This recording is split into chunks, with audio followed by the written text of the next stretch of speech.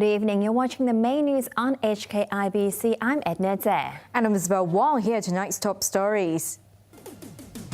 Government announces it will develop part of Fanling Golf Course for housing. Chief Executive dismisses concerns Hong Kong will be unable to take a leading role in Greater Bay Area project.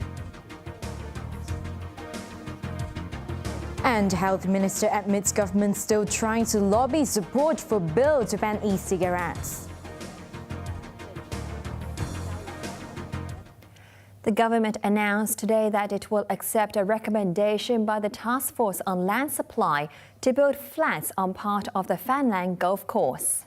Development Secretary Michael Wong also said that 8 land supply options will be prioritised. Karen Young reports.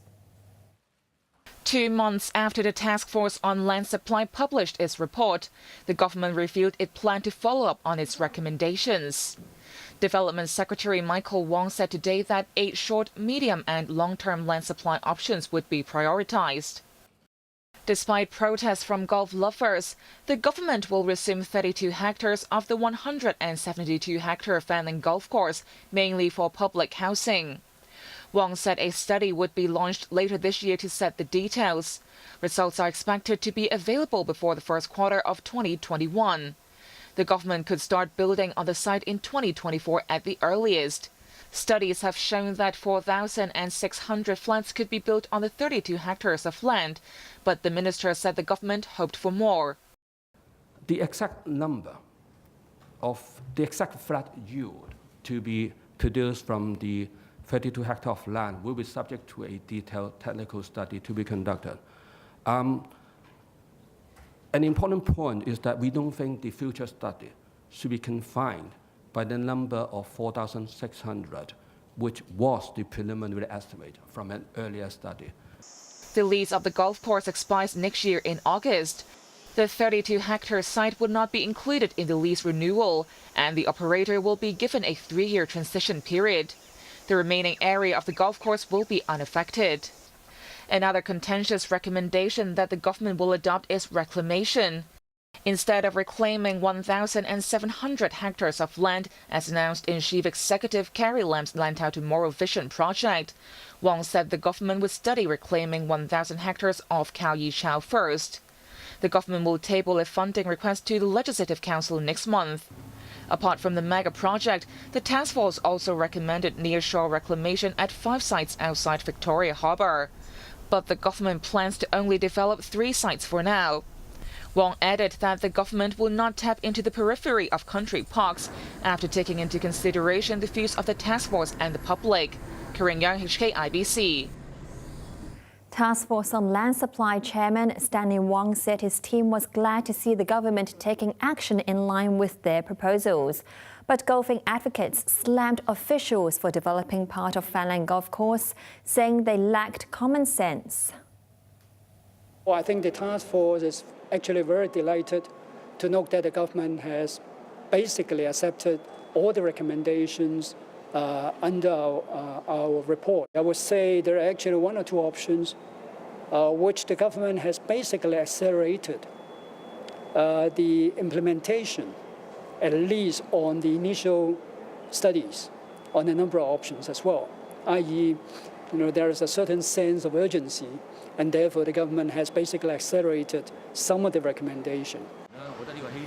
Alliance of Golfers spokesman Kenneth Lau said the decision to take away 32 hectares of land from the Fanling Golf Course could result in the city losing the chance to host international tournaments, such as the Hong Kong Open.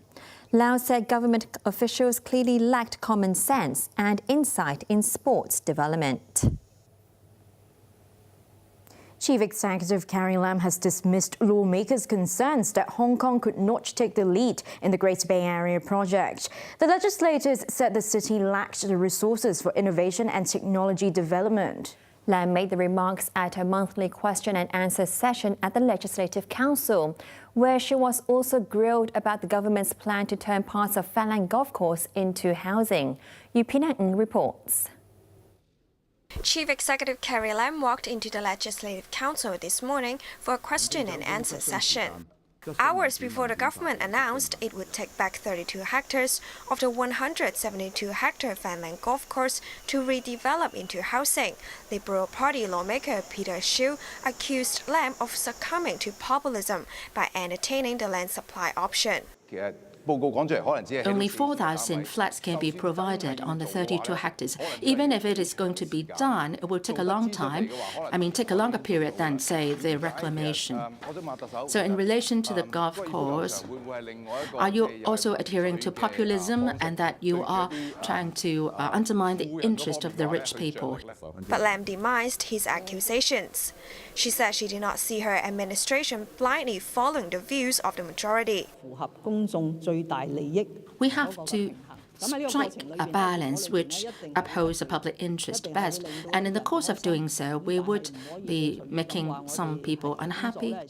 The State Council announced on Monday the outline of the Greater Bay Area Development Project, detailing how the central government planned to turn Hong Kong, Macau, and 9 cities from Guangdong into a metropolitan region.